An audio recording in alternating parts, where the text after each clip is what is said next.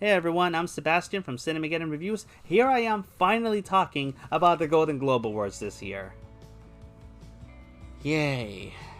Look, I'm gonna be honest. I couldn't care as much about the Golden Globes as I do about the Academy Awards. Now, you can argue as to whether or not these kind of award shows even matter, because everyone loves to have an opinion about everything. But I really do care about the Academy Awards, and to smaller degrees the Golden Globes, because I like films, I love cinema, and I like seeing great movies get rewarded for their quality. Until they nominate shit like The Croods, or The Boss Baby. I mean, look, they're not always perfect, but at least we didn't see anything horribly problematic and nominated this year. Oh, of course. Needless to say, you can expect me to do a similar reaction video to the Academy Award nominations, as well as a rundown of the wins like I'm about to do right now for the Golden Globes. For now, let's talk about the filler arc of the Academy Awards season. I'm trying to make this sound as interesting as possible, but it's the Golden Globes. What the fuck? Jesus Christ. Get on with it! Alright, let's do this. Now, I want to talk about the actual show itself. I actually think they did a pretty fantastic job maintaining social distancing.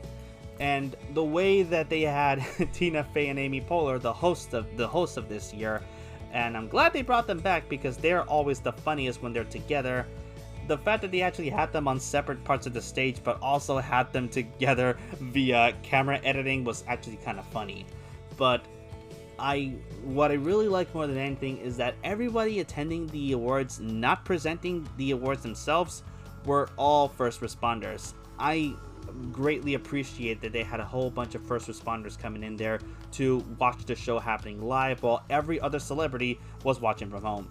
Now, some can argue that this is kind of flipping things around where all the celebrities are safe from home, but they're out there risking getting infected and all that, but let's let these people have fun. After all this shit they've done in 2020, I think it's not hard to assume that they could use a good time. Now, let's talk about the actual awards themselves, shall we? Oh boy, my favorite part of this, the television section. Now, I'm going to be going through this as fast as possible, but I'm also going to be talking about them in explicit detail because my friend Robert will probably be watching this, and if you're watching this, Robert, I am so sorry for what I'm about to say regarding The Crown, but if you're watching this, I don't care. That's gonna be, you can make a drinking game out of how many times I'm gonna be saying I don't care on this video, mostly in context with The Crown. Let's talk about this. Now, best performance by an actor in a television series, musical or comedy: Don Cheadle for Black Monday, Nicholas Hoult for The Great, Eugene Levy for Schitt's Creek, I love that show, Rami Youssef for Rami, and the winner of this year, Jason Sudeikis for Ted Lasso. Now, I am a big fan of Jason Sudeikis as an actor. I was a big fan of his back during his SNL days, and I'm very surprised to see him still continuing to get work after he left SNL. It's very rare for many SNL alumni to continue getting the same kind of recognition that they get after they leave, with a couple of exceptions here and there, of course, like Melissa McCarthy, but he basically managed to not only stay in the limelight, but also maintain a steady career both in movie and now in television. Ted Lasso is a show that I heard is really good, and the only reason I know about this is because my friend Emmanuel would not shut the hell up about it. Why haven't I seen it? Because oh, mini rant incoming. Enough with the streaming services! Seriously, I am so tired of every great show being locked in via paywall by some unnecessary streaming service that they decided to shit out for no reason. I don't care about Apple TV Plus or Apple Plus or whatever you want to call it. I don't care about Paramount Plus, and for the love of all that is holy, why the hell is Discovery Channel getting its own streaming service? I'm not fake raging here. I am actually legitimately pissed about that. I can no longer watch exclusive content with my girlfriend like I used to on Discovery because now we have to pay extra fucking money to watch this shit on a streaming service that we're gonna forget that we even have. And don't even get me started on CBS All Access. God, what a fucking mess that is. Okay, back to the actual Golden Globes. Best performance by an actress in a television series, musical, or comedy. Lily Collins for Emily in Paris, Kaylee Cuoco, the flight attendant, who in my opinion was the clear winner tonight, Elle Fanning for The Great, Jane Levy for Zoe's Extraordinary Playlist, which I swear to God sounds like a sequel to Nick and Nora's Infinite Playlist, Catherine O'Hara for Schitt's Creek, who was the winner this year, and personally, yeah, I got nothing. I think that was a clear-cut winner right there, 100%. Keep giving her the awards there. She's fantastic in that. I love Schitt's Creek and I love Catherine O'Hara on anything that she's on. Best performance by an actor in a television series drama. Jason Bateman for Ozark, Bob Odenkirk for Better Call Saul, Al Pacino in Hunters, Matthew Rhys for Perry Mason, and the winner in a name I'm gonna be raging a whole lot about during this video, The Crown. I don't care about The Crown. I'm sure that it's great. I'm sure some of you who watched it are going to be right in the comment section telling me that it's fantastic. It's about, I don't know, Queen Elizabeth or Queen Victoria, whatever the hell this show is about. I really don't know. I genuinely don't know because I don't care. I don't care. I don't care. Let's just say that I don't care and leave it at that. Moving on to best performance by an actress in a television series or drama. And the first thing that I see, god damn it, Olivia Colman for The Crown. Love her. She's a fantastic actress and she totally deserved the Oscar for Best Supporting Actress in The Favorite. Jodie Comer, I'm so sorry if I mispronounced your name there, for Killing Eve. Emma Corrin for The Crown.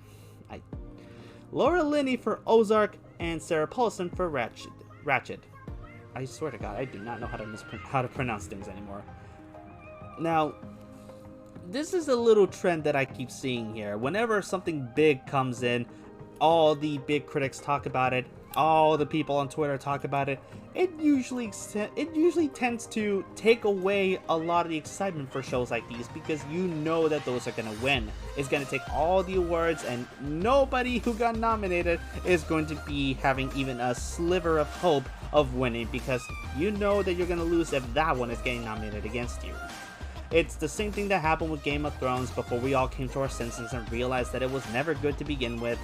But here, I'm not going to say the same thing about this because I don't want to jump to any conclusions. I actually saw Game of Thrones before I realized that it was terrible. I have not done that for The Crown. I'm sure that it's good. I haven't seen it and I don't care.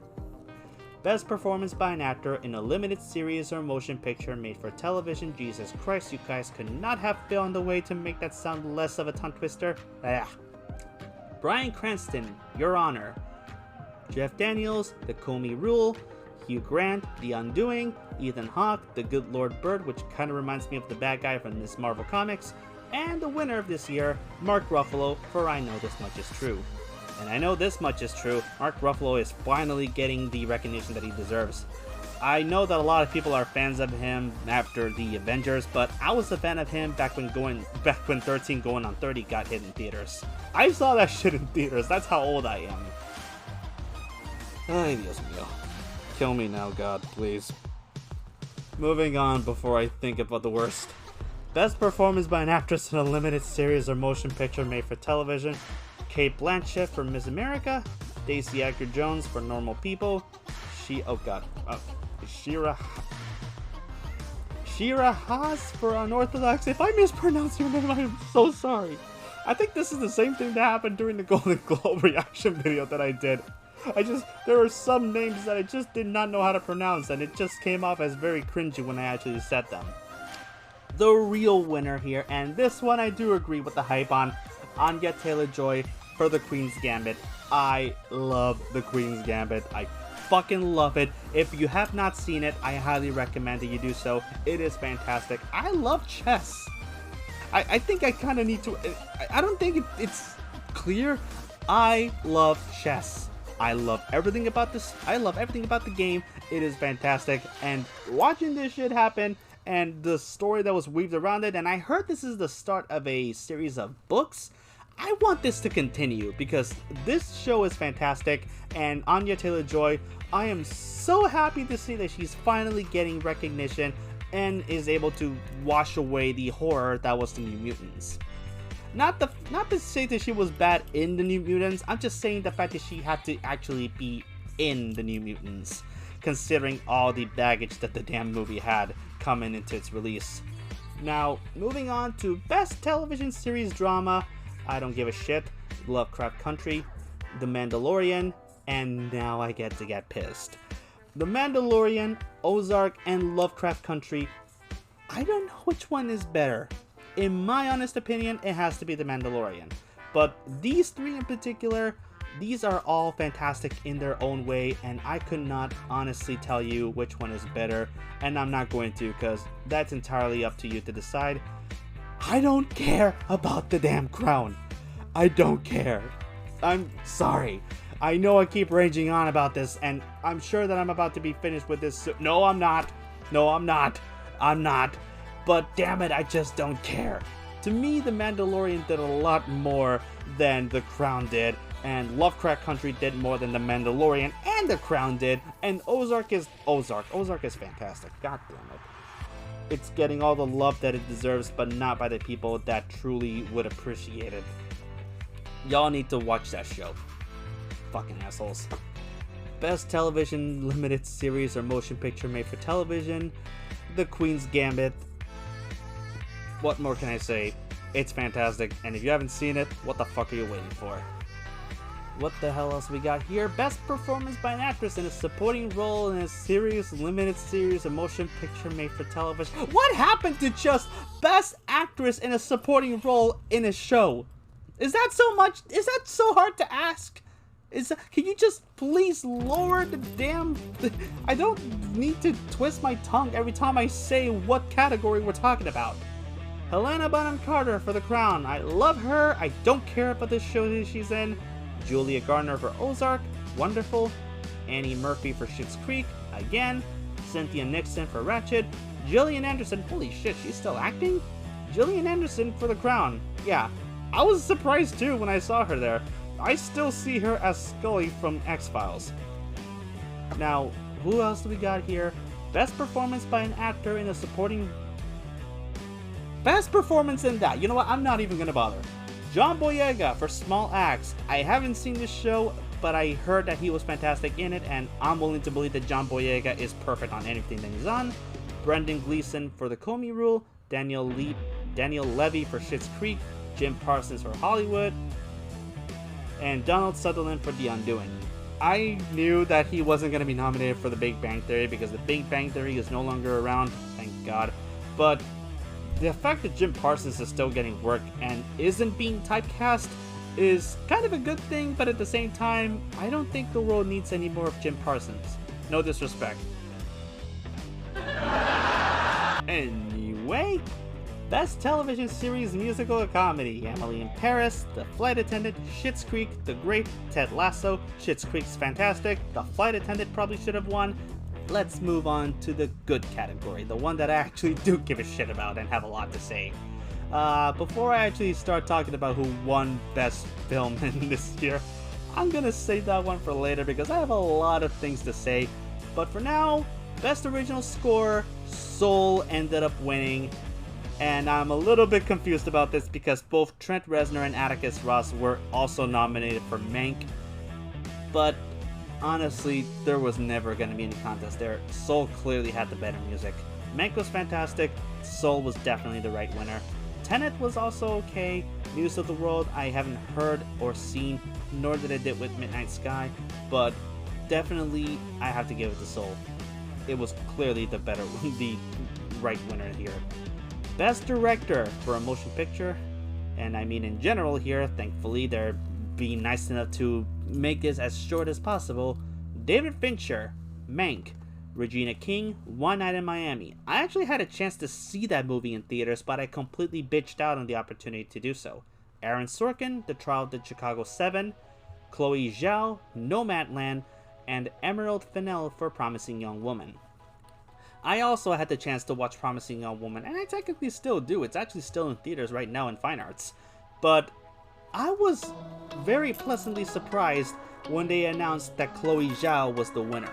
Not only is she the second female director to win in this kind of category, she's also the first Asian American woman to win in this category.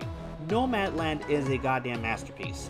I love it, and if you haven't seen it yet, like I said before, it's available on Hulu. I was going to say HBO Max. Thankfully, I corrected myself on that.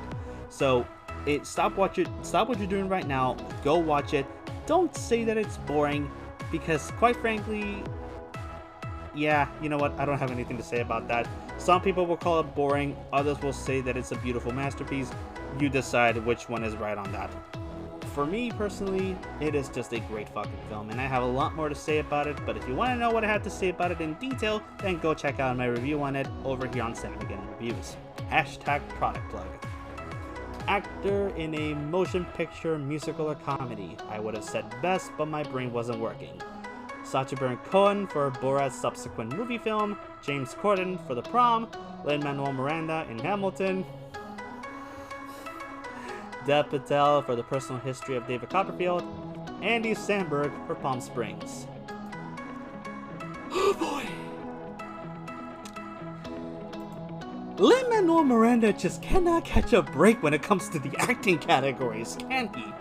He was nominated in the Tonys for Best Actor, but lost to Leslie Odom Jr., and he lost to Sacha Baron Cohen for fucking Borat for the very same product that he did in 2016 when it got nominated in the Tonys. So even when Hamilton gets nominated in something that isn't musical theater related, it still ended up losing, and he still ended up losing in the acting category. To be fair, Leslie Odom Jr. also lost, but we'll get to him later.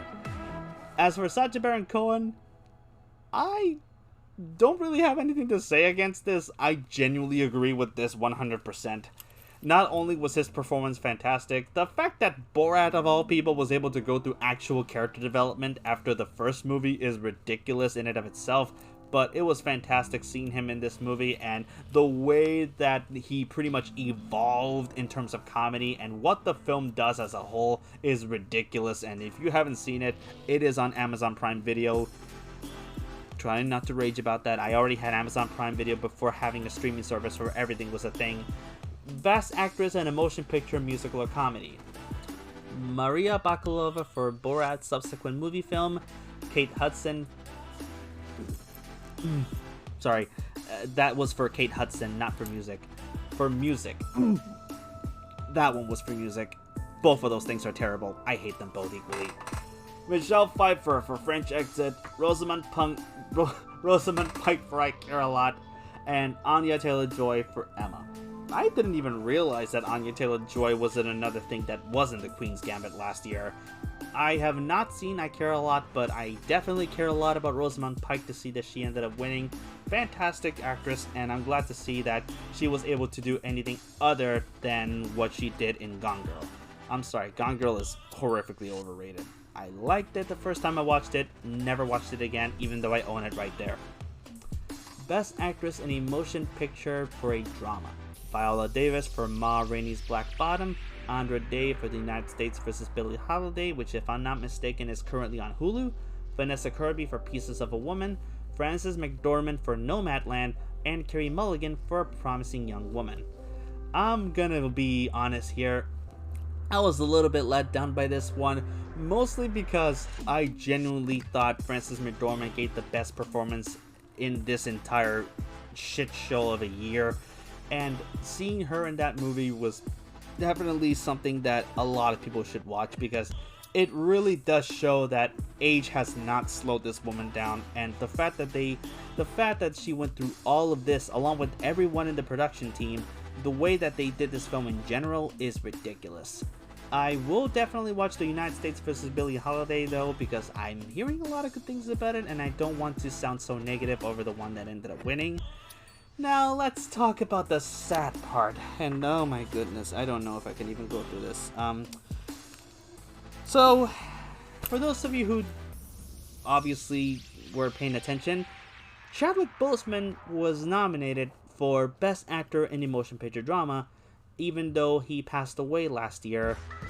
And, well, much like Heath Ledger before him, he ended up winning posthumously, beating out Riz Ahmed for The Sound of Metal, Anthony Hopkins for The Father, Gary Oldman in Mank, and Tahar Rahim in The Mauritanian.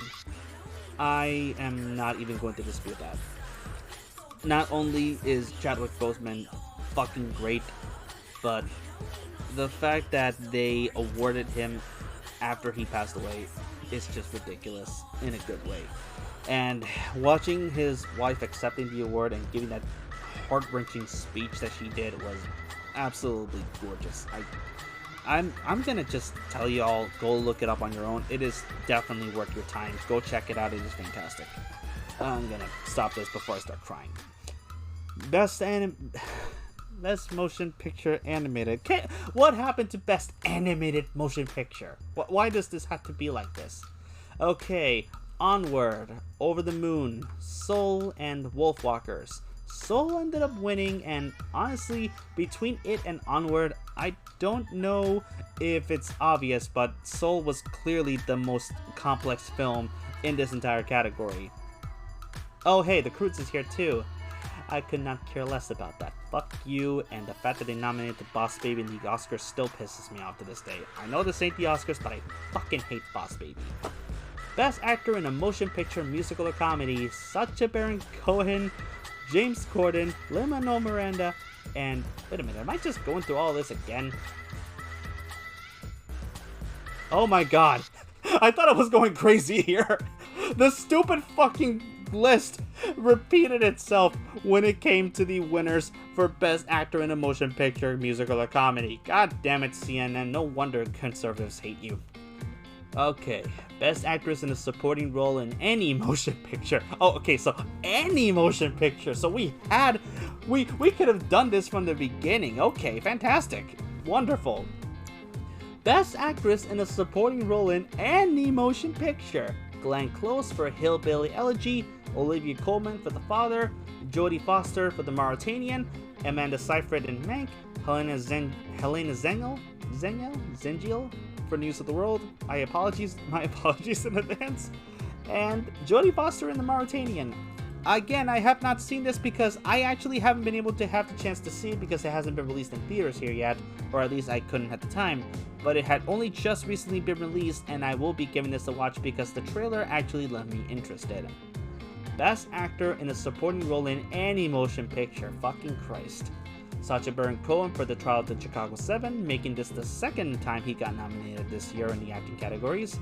Daniel Kaluuya for Judas and the Black Messiah, which I predicted was going to be the big winner here. Jared Leto for The Little Things. Bill Murray for On the Rocks, who was definitely looked like he was drinking something that was also on the rocks back when the Golden Globes were performing. And Leslie Odom Jr. for One Night in Miami. Honest to Christ, I genuinely think that Daniel Kaluuya won this one. I'm not gonna dispute that because I thought he gave the best performance of his career with this. Get Out was fantastic, Black Panther was okay. This is gonna get him in the Oscars.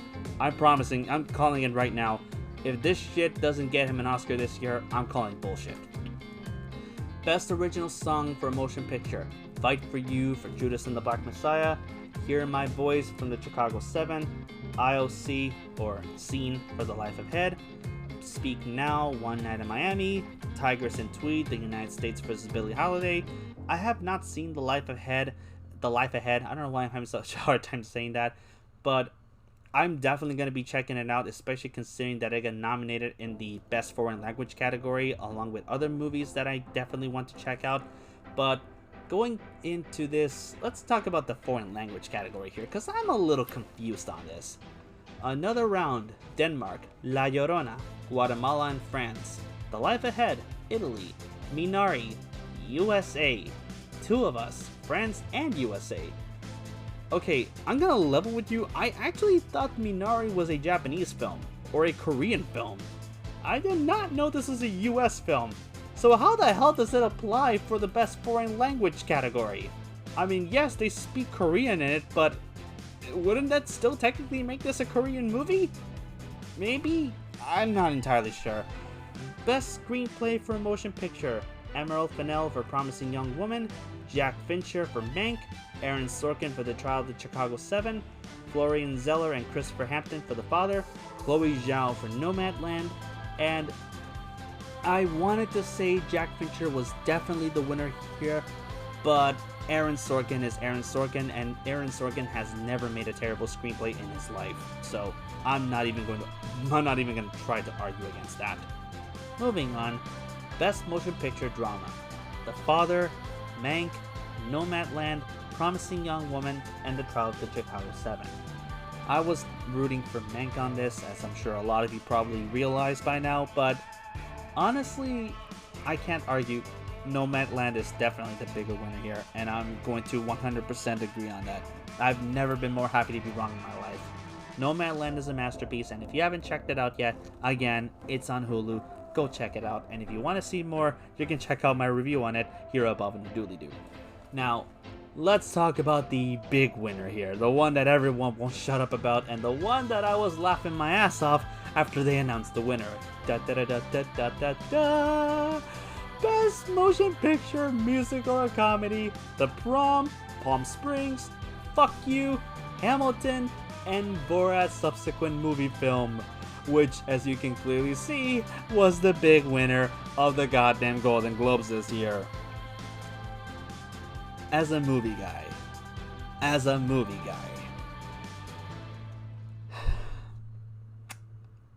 I have to give it to Borat on this one. I know.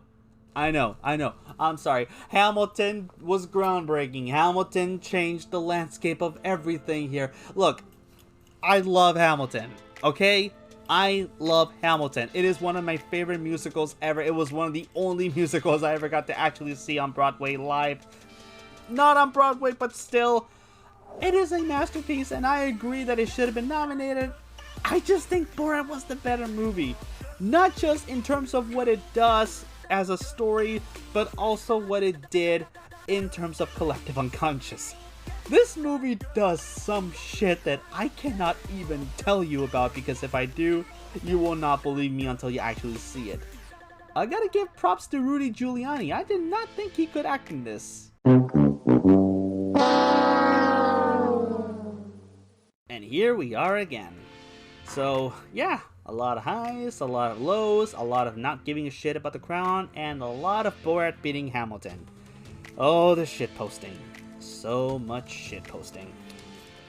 I love award season.